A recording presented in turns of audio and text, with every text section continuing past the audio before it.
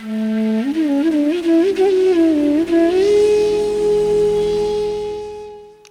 जी, जब मैं अकेला लेटा रहता हूँ तो मैं अपने बारे में चिंतन कर पाता हूँ, ऐसे क्यों जी रहा हूँ मैं ऐसे अपने इन कर्मों को छोड़ क्यों नहीं देता। लेकिन जैसे ही परिवार के माहौल में या दोस्तों में आ जाता हूँ तो ये सब भूल जाता हूँ। तो क्यों आ जाते हो दोस्तों में? पहले से ही, बचपन से ही पेरेंट्स तो अभी बच्चे हो और छोड़ना बहुत कठिन सा होता है। तो मत छोड़ो। उससे निकल नहीं पा रहा हूँ। कठिन है इसलिए नहीं निकल पा रहे हो, मत निकलो।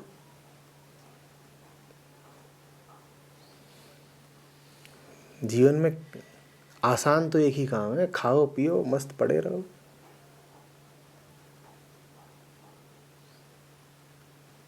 घर में भैंस बंधी देखी है, गले में पड़ी हो रस्सी, दूध दो, चारा खाओ, जुगाली करो, पड़े रहो। क्यों है? कठिनाई कौन झेले?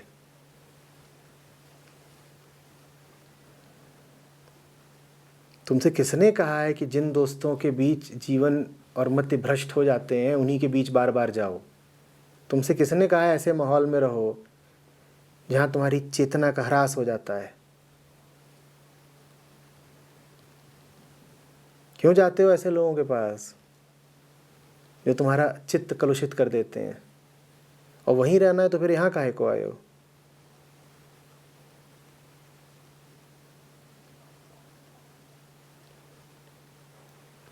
ये दोनों तरफ की बात नहीं चलेगी।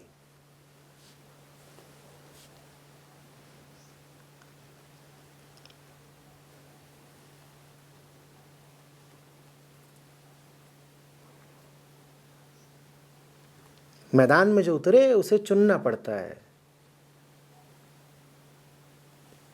कि तलवार भांजनी है या नहीं। मैदान में उतर भी आओ और तलवार भी ना चलाओ तो बड़ी बुरी मौत मरोगे। तलवार चलाने का दम नहीं है या इरादा नहीं है तो भी मैदान में ही मत उतरो, बाहर बैठे रहो।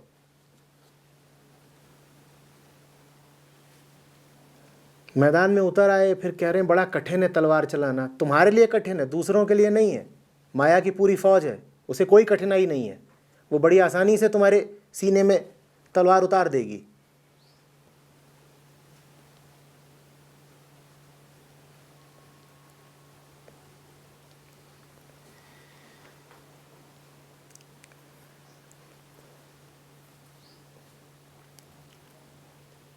नशेड़ी नशे का अभ्यस्त हो जाए तो उसे नशा आसान ही लगेगा ना। कठिनाई और आसानी ये तो हमारे अभ्यास और संस्कारों पर निर्भर करते हैं, है ना। एक के लिए जो कठिन है दूसरे के लिए आसान है, इसलिए थोड़े कि दोनों की आत्मा अलग अलग है, बल्कि इसलिए कि दोनों का अभ्यास अलग अलग है। अभ्यास करना पड़ेगा ना, उसी को साधना कहते हैं। साधो।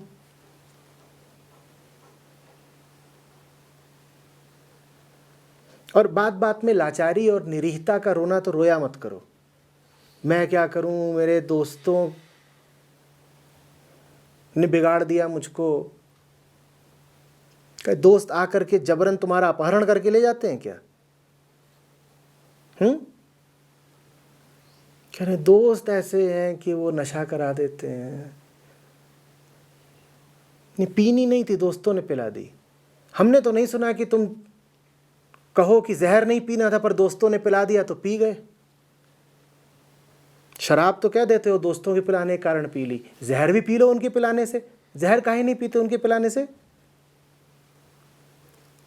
तब तो अचानक होश आ जाता है कि अरे नहीं, भाड़ में जाओ तुम, दोस्त होगे तो होगे, जहर थोड़ी पी लूंगा, कह देते हो कि नहीं। जब दोस्तों को ढकिया देते हो और कह देते हो कि जहर नहीं पी लेंगे तुम्हारे देने से, तो शराब भी क्यों पी लेते हो दोस्तों के देने से? दोस्तों पर इल्ज़ाम मत लगाओ। शराब में मज़ा तुम्हें आता है, जहर में तुम्हें मज़ा नहीं आता तो नहीं पीते, शराब में तुम्हें मज़ा आता है तो पी लेते हो, दोस्तों की आड़ ले रहे हो।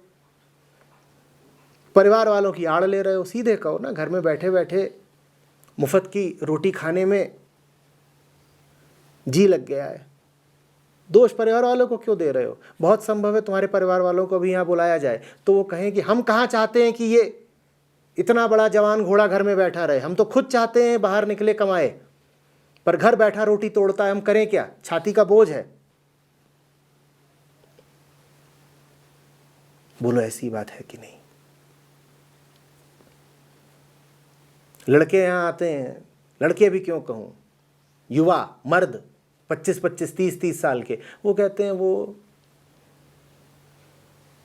घर वालों के कारण मैं घर पे पड़ा हूं, कोई काम नहीं करता। और घर का माहौल कुछ ऐसा है कि काम करने की प्रेरणा नहीं मिलती, सारा दोष घर वालों का है। और घर वालों से बात करो तो घर वाले क्या कहेंगे कि छाती पर पीपल उगाया है मारे, डरता ही नहीं घर से, खाट तोड़ता है रोटी तोड़ता है, खाट तोड़ता है रोटी तोड़ता है।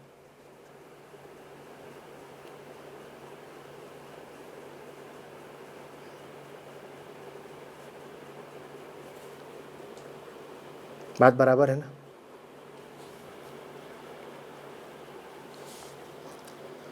देखो बेटा, बार बार याद रखो कि हम न देवता हैं, न गंधर्व हैं, न ऋषि मुनि हैं, न ज्ञानी योगी हैं। हम साधारण मानव हैं और साधारण मानव पशु के बहुत निकट होता है।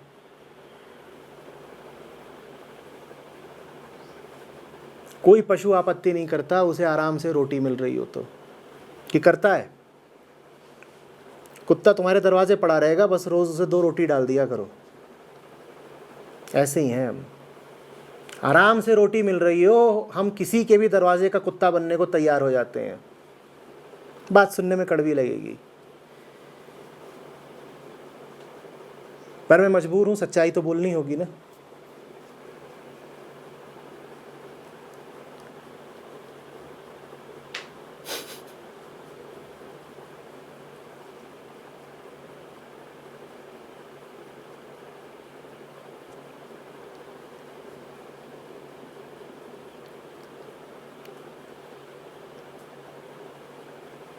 अभी भी मेरी बात सुनकर तुम्हें जो कठिनाई हो रही है, वो कठिनाई ये नहीं है कि तुम्हारी मान्यताएं टूट रही हैं।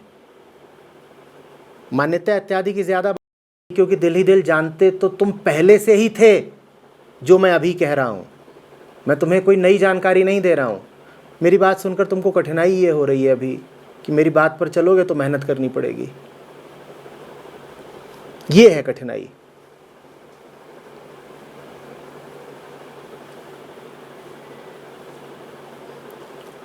कौन नहीं चाहता नवाबों सा जीवन? कौन ठुकरा देगा? महल मिल जाए, 50 नौकर चाकर मिल जाए, मुफ्त की करोड़ों की संपदा मिल जाए, अकूत विलासिता के साधन मिल जाएं,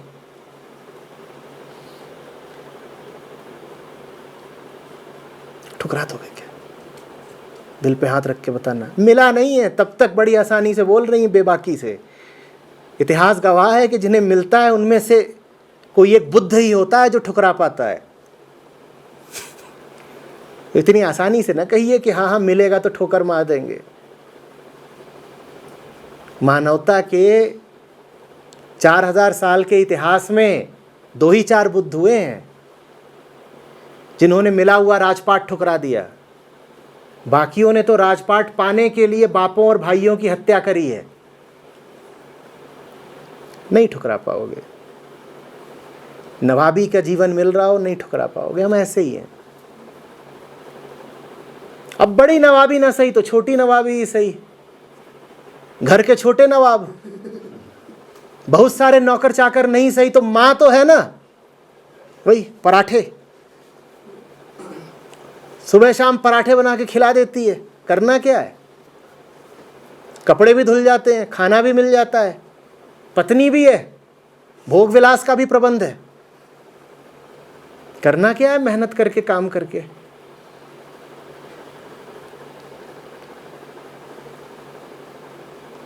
वाजिद अली शाह के किस्से सुने हैं?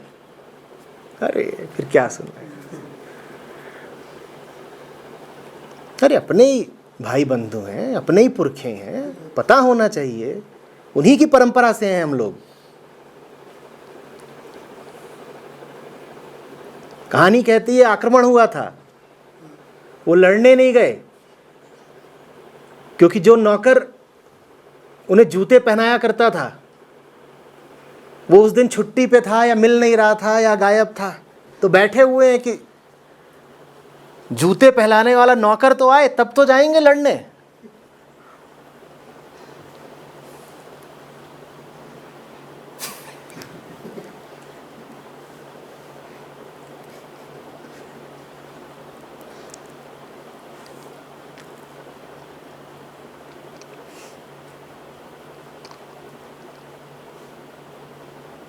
ये छोटी मोटी सुविधाएं नहीं होती जो घर पे सर्विसेज मिलती हैं ना, इनकी बड़ी कीमत है। खाना तुम नहीं बनाते, कपड़े तुम नहीं धोते, बिस्तर तुम नहीं लगाते, झाड़ू पोछा तुम नहीं करते, ये कोई हल्की बात है? होटल है पूरा।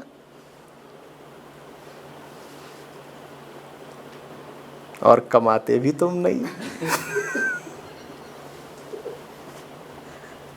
अब आया ना मजा? पहली बार मुस्कुरा रहे हो।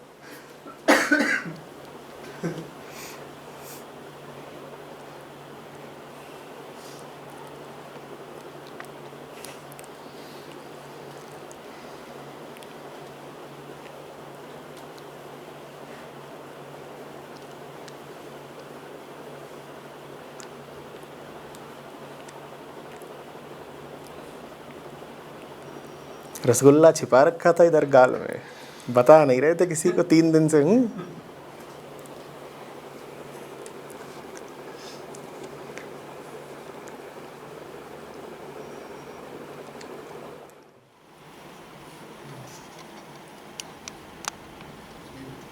कुछ मतलब लाइफ में कुछ पैटर्न से देखने को मिलते हैं जिनके अकॉर्डिंग हम ये जो आ जाते हैं जिनमें हमारा कोई भाव भी नहीं होता, इच्छा भी नहीं होती। जैसे कि 2-4 चीज़ें हैं, कहीं पे भी मतलब समय से नहीं पहुंचना,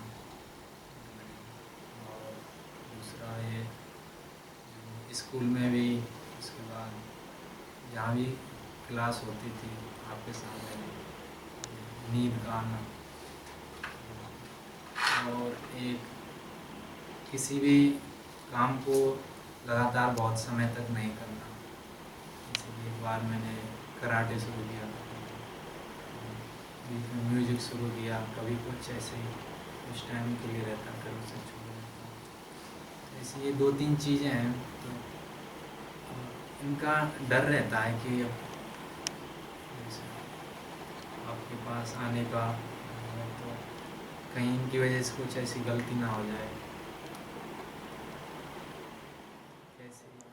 अभी थोड़ी देर पहले हम कह रहे थे ना कि बुद्धि अहम का उपकरण है। अब पता है तुम्हें कि नींद का पैटर्न है, तो बुद्धि का इस्तेमाल करो, अपने आप को कोई काम दे दो। कह दो कि यहाँ बैठे बैठे जो बात हो रही है मैं उसके नोट्स बनाऊंगा, नींद नहीं आएगी।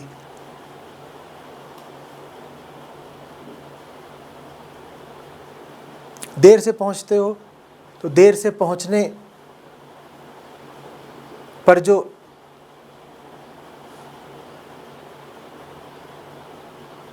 नुकसान होता हो उसका ठीक ठीक अनुमान लगा लो, अपने ऊपर कड़ा दंड निश्चित कर लो। देर से पहुंचने की जो कॉस्ट है, जो कीमत है, उसको बढ़ा दो, खुद ही देर से नहीं पहुंचोगे। यहां कैसे आए?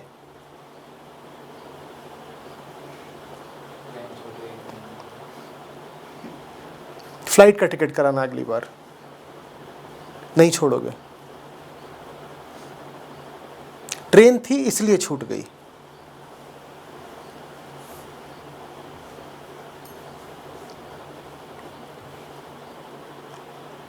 कॉस्ट बढ़ा दो,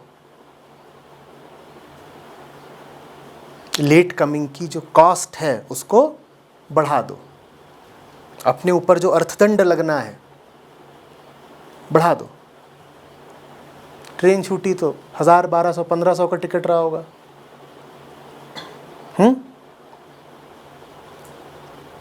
जब पता हो कि सीधे 8000 का लगेगा झटका, तब मुश्किल होगा फ्लाइट छोड़ना।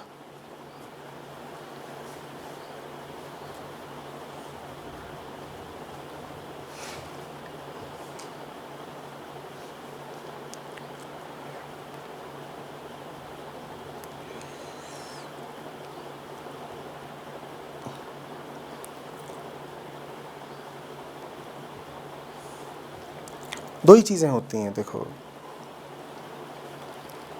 या तो बोध का मार्ग या जिसको योग का मार्ग कहते हैं वो।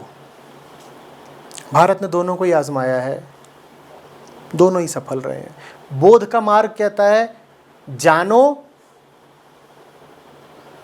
और जानने के फलस्वरूप तुम्हारे कर्म और निर्णय बदलेंगे।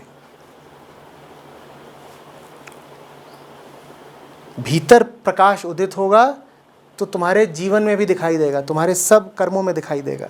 ये बोध का मार्ग है। योग का मार्ग दूसरा है, वो कहता है कि ढर्रे मृत होते हैं, पैटर्न्स होते हैं, उनको अगर प्रकाश से तोड़ेंगे तो बड़ा समय लगेगा,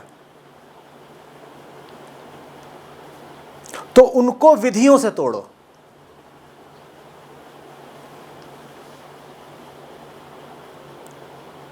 ऐसे समझ लो कि किसी व्यक्ति का शरीर है, मैं अपना उदाहरण ले लेता हूँ।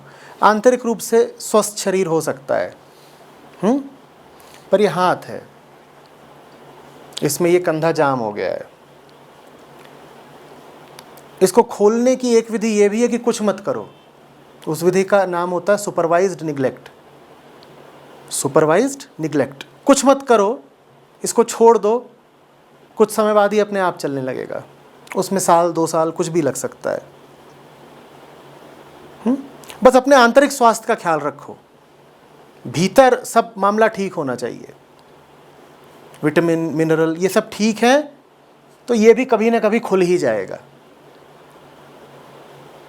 एक मार्ग ये है। दूसरा मार्ग ये है कि योग कर लो ना, खींच तान दो।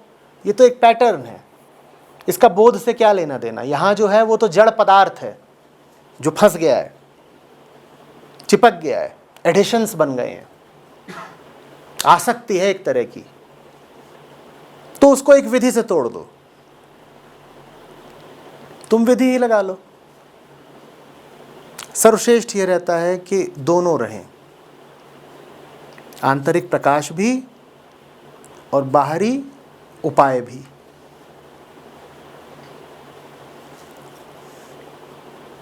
मैं कहा करता हूं कि भीतर अगर प्रकाश है तो बाहर का उपाय तुम अपने आप खोज लोगे, पर उपाय खोज लो। अगर वाकई दिखाई दे रहा है कि जीवन में पैटर्न्स हैं जो सब ज्ञान पाके भी टूट नहीं रहे हैं, तो उन्हें तोड़ने के लिए उसी ज्ञान का उपयोग करके कुछ विधि आविष्कृत कर लो। ठीक है।